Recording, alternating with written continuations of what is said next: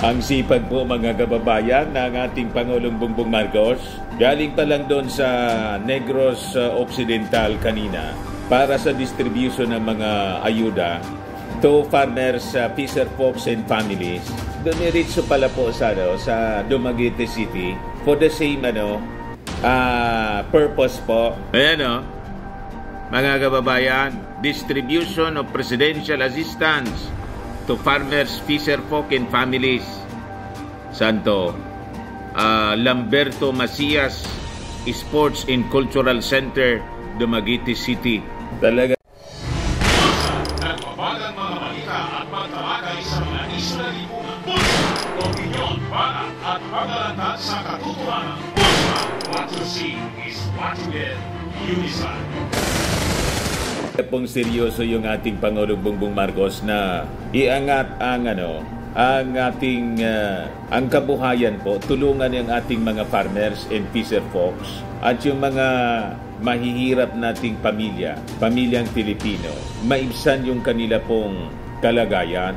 Yan po yung ating Pangulo, pati mga scholars po, ayan, milyon po ang dinidistribute ng ating Pangulo. Hindi po niya nilulunok.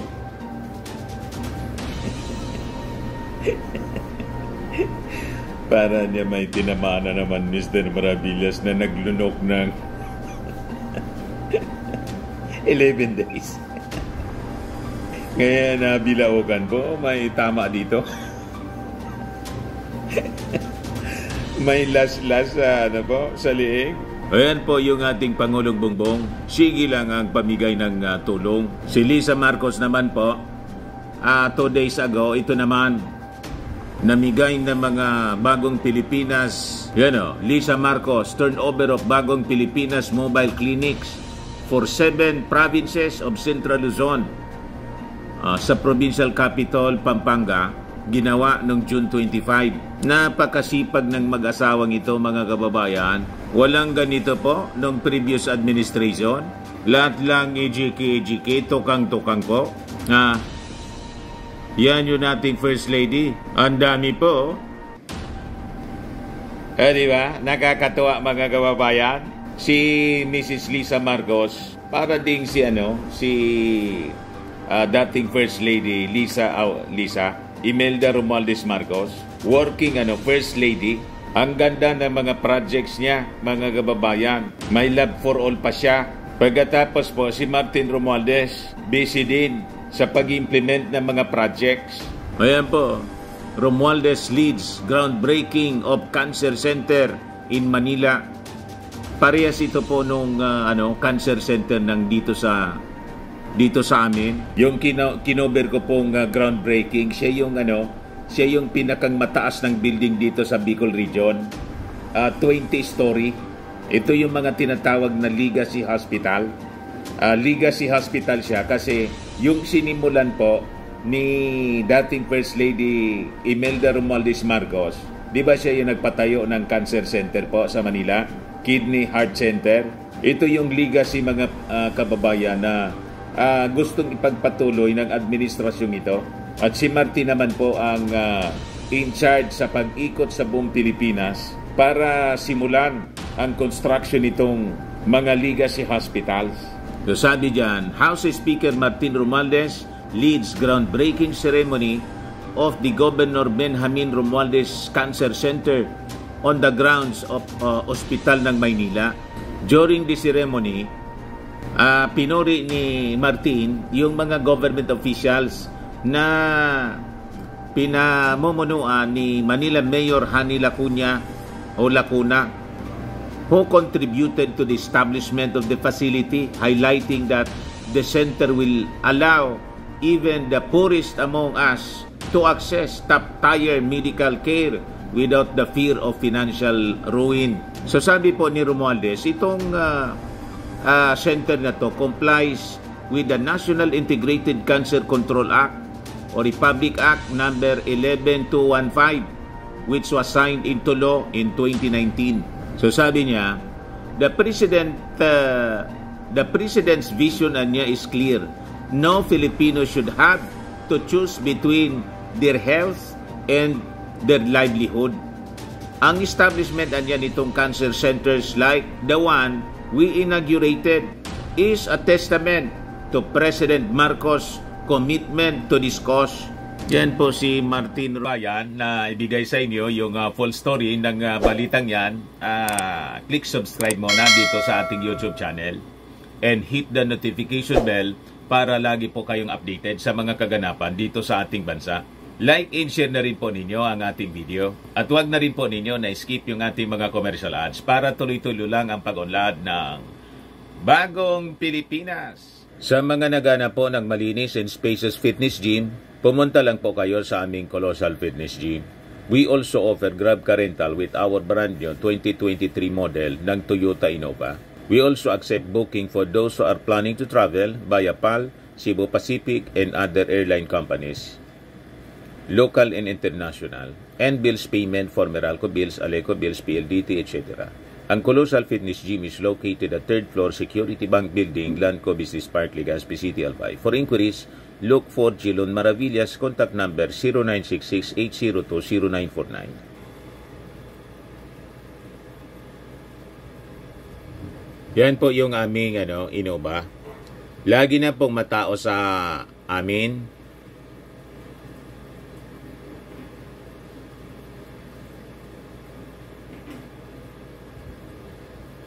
Yan po mga bagong clients namin. Napakaganda at colorful at napakalinis ng aming gym po. Pati mga foreigners po pumupunta sa amin, mga British tourist po sila dito sa Legazpi. Na-set up na rin po yung aming mga brand new gym equipment.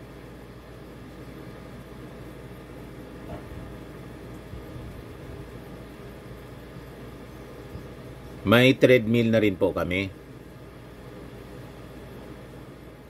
Ito naman po yung bago naming product na binibenta online.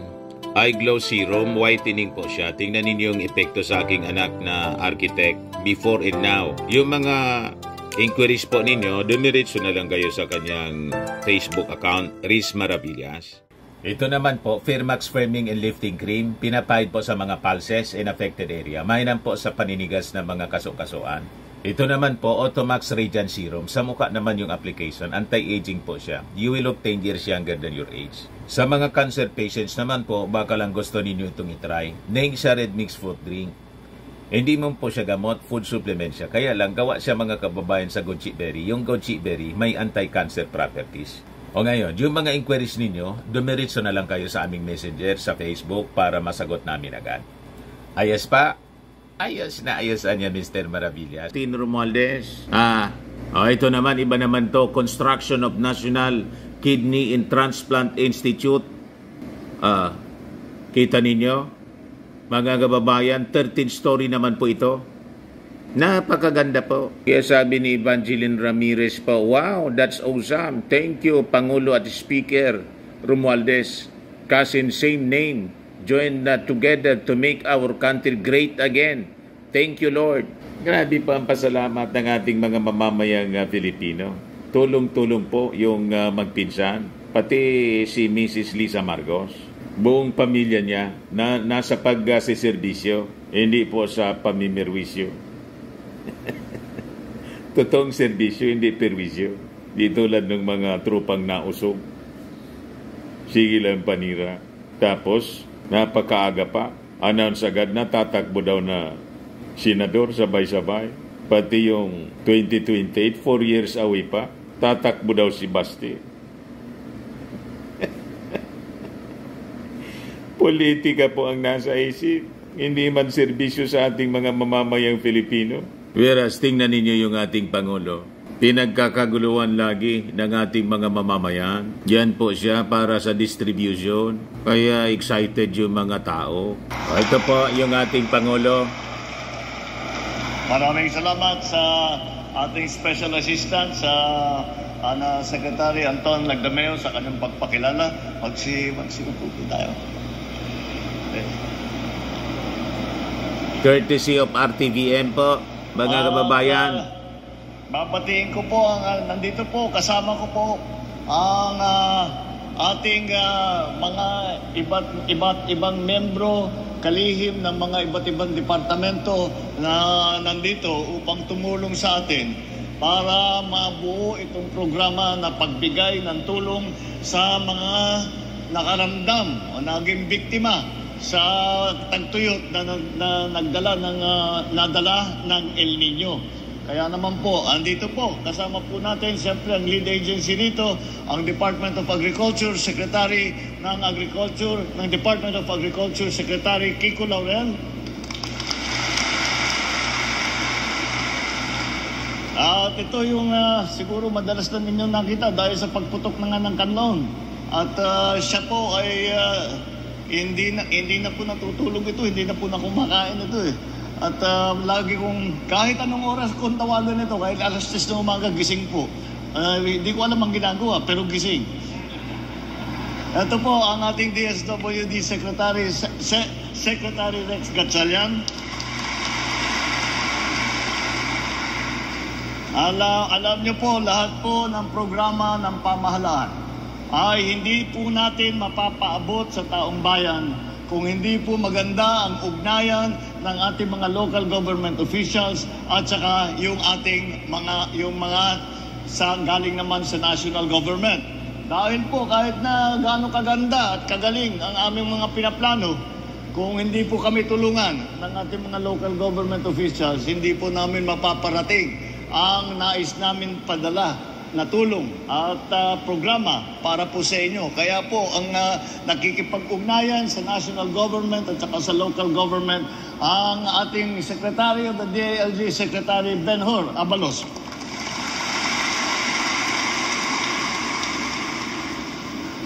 Ang Congressman ng 2nd District ng Negros, Congressman Chiquiting Sagarbarria. Ang 1st District naman, 1st District Representative ng Negros, Congressman Jocelyn Limcay-Chong. Ang Siquijor Lone District Representative, Congressman Saldi Villa. At ang ating ama ng probinsya ng Negros Oriental, Governor Chaco Sagarbarria.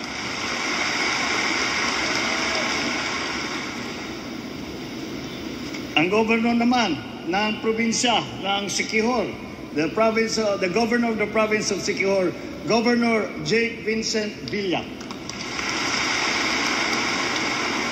At ang host po natin dito sa programang ginagawa natin ngayong hapon, ang ating mayor ng Dumaguete City, Mayor Felipe Antonio Remulla. Ang aking mga kasamahan sa pamahalaan na tumulong upang maging matagumpay itong programa na aming ginagawa. At ang pinakamahalaga at ang pinaka-importante na kasama natin dito ngayong araw, kayo po mga beneficiary na makakatanggap ng tulong galing sa pamahalaan ngayong araw. Mga minamahal kong kababayan, maayong hapon sa inyong tanan. Una sa lahat, nais kong iparating sa inyo, patuloy natin binabantayan ang sitwasyon sa Barangay Liptong, sa bayan ng Bacong dahil sa landslide doon. Pati na rin ang mga pagbahang dulot ng malakas na pag-ulan sa ilang lugar nitong nakarang ilang araw. Patuloy lamang din po ang ating ginagawa na clearing operation sa nasabing lugar. At kahit na walang naiulat na nasawi o nasugatan sa mga insidenteng ito, pinaalalahanan natin na ang mga mamamayan na mag-ingat po kayo at sundin ang payo ng ating mga lokal na pamahalaan na opisyal. Maliban sa pangungumusta ko po sa inyong ngayong araw na ito, narito rin po tayo at nagtitipon upang magbigay pugay sa ating mga magsasaka, sa ating mga mangingisda at sa kanilang mga pamilya na laging nakaagapay sa kanilang paghahanap buhay. Kayo ang bida ngayon sa ating kwento ng tagumpay dahil sa bawat pagtatanim at pangingisda ninyo ay pinapanday din ninyo ang kinabukasang puno ng pag-asa at pangako para sa lahat. Hindi lamang para sa inyong sarili, hindi lamang para sa inyong pamilya, kung hindi po pati na sa bansang Pilipinas. Kaya naman po, upang ipakita at ipadama ang aming pagkilala sa lahat sa inyong kontribusyon sa ating bayan, handog po namin ngayon ang mga tulong na ito. Mula po sa tanggapan ng Pangulo, magbibigay po tayo ng 50 milyong piso sa pamahalaan lokal ng Negros Oriental at mahigit 25 milyong piso naman para sa kalapit ninyong probinsya sa Siquijor. Ito po ay dagdag, nasa labas po ng programa ng ating mga iba't ibang departamento. At meron po tayong ayuda, yung DOLE, Metupad, marami po tayong mga binibigay na sa programa natin. Ngunit nakita po namin, ay dahil sa pag-iikot ko sa buong Pilipinas, nakita ko po na talagang napakabigat ang naramdaman ng lalo ng mga magsasaka at mangingisda. At malaki ang nawala sa inyong lahat dahil nga sa pagtuyot sa dala ng El Nino. Kaya naman po, sinabi ko sa aking mga kasama, sabi niya, tignan naman ninyo, baka meron pa tayong makuhang pondo sa Office of the President. Kaya po, yung ibibigay po natin sa ating mga gobernador ay yun po ang pondo na nanggaling sa Office of the President upang pandagdag pa para sa tulong na ibibigay namin ngayong araw. Bukod po riyan, mamamahagi rin po tayo ng tigsa 10,000 sa mga piling benepisyaryo galing dito sa inyong lugar na pangungunahan ng inyong lokal na pamahalaan. Ngayong araw din po ay ipapamahagi ng DSWD ang tig 10,000 piso para sa 7,200 benepisyaryo ng ayuda sa kapos ng Angkita program dito sa Negros Oriental. Ang Department of Agriculture naman ay magbibigay ng isang greenhouse with hydroponic system dito sa Dumaguete at 2 pa sa Tanay City. Yun ang pool dito nasa labas. Yes po. Ang Department of Agriculture, ang PhilMec at ang PhilFida ay mamamahagi rin ng makinarya at kagamitan tulad ng traktor, spindle stripping machine at stripping knife. Habang ang BIFAR naman ay magbibigay ng isang fishing boat, mga lubid, fishing net, at feeds para sa mga benepisyado dito sa Negros Oriental. Sa pagtutulungan po ng Department of Agriculture at saka ng PhilFida, magbibigay tayo ng binhi para sa urban gardening dito sa lungsod ng Dumaguete.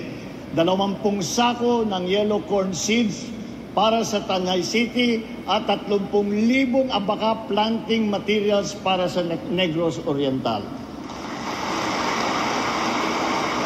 Meron ding pinansyal na tulong ang ilan nating ahensya tulad ng PCA, ang Philippine Coconut Authority po yan, at saka ACPC para sa pagtatanim ng nyug at pagsisimula ng agri-negosyo, habang ang PCIC naman ay magbibigay ng danyos para sa mga magsasaka ng Tanay City na nasalanta na ang mga pananim. Nandito rin po ang DOLE upang magbigay ng tulong pinansyal sa ilalim ng Integrated Livelihood Program at kasama rin dyan yung sa programa na tawag natin ay yung TUPAD Program. At ang TESDA naman ay nagbigay ng kagamitan para masimulan at mapaganda pa ang organic farming at scholarship para sa mga magsasaka ng nyug at palay, habang ang DTI, ang Department of Trade and Industry, ay magbibigay ng mga gamit na pangnegosyo, vouchers at sertipiko sa ilalim ng pangkabuhayan sa pagbangon at ginhawa program. At meron pang dagdag dahil po kasama po yung ating mga congressman at nabalitaan po nila na tayo ay umiikot at nagdadala ng tulong para sa ating mga kababayan, ay meron din naman kasamang handog ang Office of the Speaker of the House, si Speaker Martin Romualdez, na tig 5 kilong bigas sa lahat ng dumalo sa okasyong ito ngayon. Hindi po lamang galing sa tanggapan ko at ilang ahensya ng gobyerno ang hatid namin sa inyo ngayon. Dala rin po namin ang mga magagandang balita tungkol sa mga proyekto ng pamahalaan na ay kakasaya ninyo at pakikinabangan ninyo dito sa lungsod ng Dumaguete at sa buong Negros Oriental. Unang narito, ang New Dumaguete Airport Development Project para dito sa Negros Oriental na nakakahalaga na humigit kumulang 17 bilyong piso. Hindi lamang ito magsisilbi na bagong paliparan. Bagkus ay isang bagong simbolo ng pag-asa para sa paglago ng turismo, kalakalan at ekonomiya dito sa inyong lugar. Sa kabilang dako, kasalukuyan natin pinaayos ang Dumaguete Port Expansion Project na naglalayong palawigin ang kakayahan nitong tumanggap ng mga pasahero at kargamento. Binibigyan pansin din natin ang kalusugan ng ating mga mamamayan dito sa inyong lugar sa pamamagitan ng ating pagtatag ng Dumaguete City Super Family Health Center.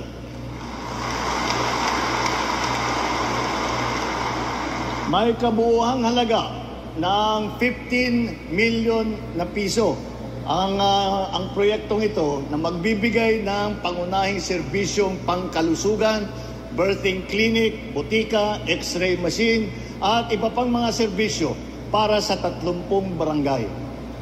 Pinapatunayan lamang na lahat na ito ang ating determinasyon na makapagbigay ng dekalidad na serbisyong pangkalusugan sa bawat residente ng Dumaguete at ang mga karatig po. Sa kabuuan, ang lahat ng ito ay hudyat ng bagong yugto para sa ating mga mamamayan dito sa Dumaguete, dito sa Negros Oriental.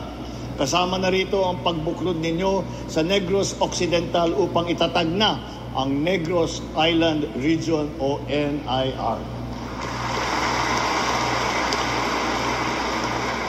Batid ko po na may agam-agam ang marami sa inyo, ngunit matagal na po natin itong pinag-aaralan. Matagal na rin po itong isinusulong at ngayon naman ay atin lamang isinakatuparan. Sa tulong ng NIR, magkakaroon kayo ng magandang pagkakataon upang lalong mapaunlad ang inyong rehiyon at maihahatid ang maayos at epektibong serbisyo sa ating mamamayan. Magiging mas madali po ang paghahatid ng serbisyo mula sa national government dahil hindi na ganun kalayo at hindi na mahirap makapunta sa mga regional offices na kailangan natin puntahan paminsan-minsan. Kaya't kapit kamay po tayo sa paglalakbay na ito.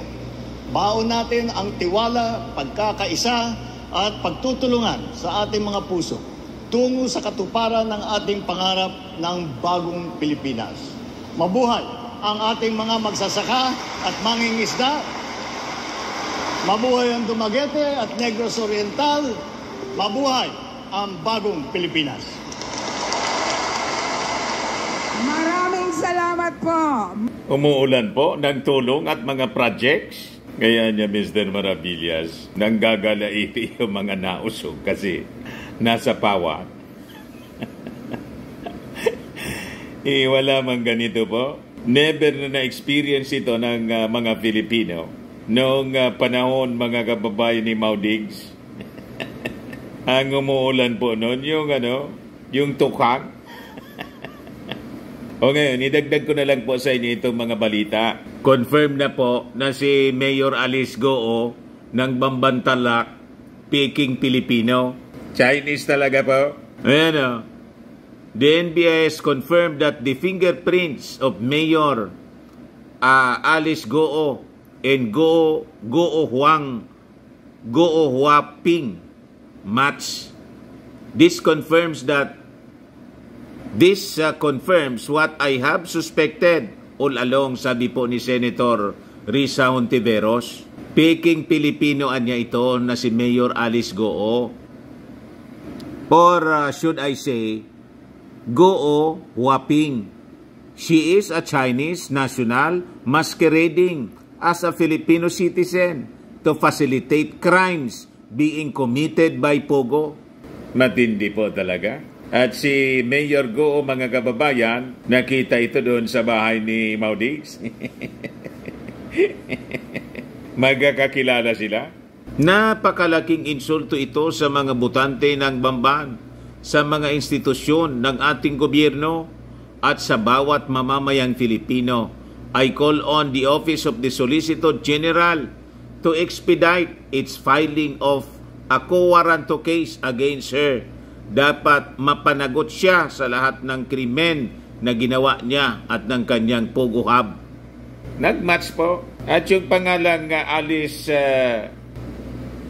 Goo Leal, stolen identity po. Ninakaw. You know? Ito yung totoong Alice Goo Leal. Kinuha ni Peking Alice Leal Goo. Yung identity nito. Kita ninyo, mga kababayan, si Digong, si Alice Leal Goo, nasa bahay ni Maudigs. Close po. You see? Kaya sabi niya, ni Risa Hontiveros, kailangan na niya pabilisin yung quo warranto case para matanggal ng tuluyan, mga kababayan, ang Peking mayor ng Bamban Tarlac, Peking Pilipino po. Ilan kaya sa mga mayors natin ang pagiging Filipino po ang masaklapan niya Mr. Maravillas, kung masingitan pati yung Senado. Yun nga po, mga kababayan, dapat siguro pati mga gobernador na ang apelyido po kaduda-duda, kailangan siguro imbestigahan na. Matindi talaga niya Mr. Maravillas yung infiltration ng mga Chinese dito. Sinabi niyo pa, kaya tama po na magigpit po tayo sa mga Chinese na pumapasok po dito. Ito pa yung mga developments ng balita tungkol naman kay Teves. The Department of Justice confirms the grant of extradition request made by the Philippine government. The information was relayed to us by the Attorney General of Timor-Leste. We have won. We look forward to the arrival of Mr. Teves so that he may finally face the charges against him in our local courts. So finally, mga kababayan, sa susunod sana may mga magandang balita tayong matanggap in relation naman po kay Bantag at saka kay Pacquiao na nagtatago pa hanggang ngayon, hindi pa na locate ng ating mga authorities. Ayan man lang po, mga kababayan, yung ating mga balita. Ako po si Dante Maravillas. Bye-bye. God bless.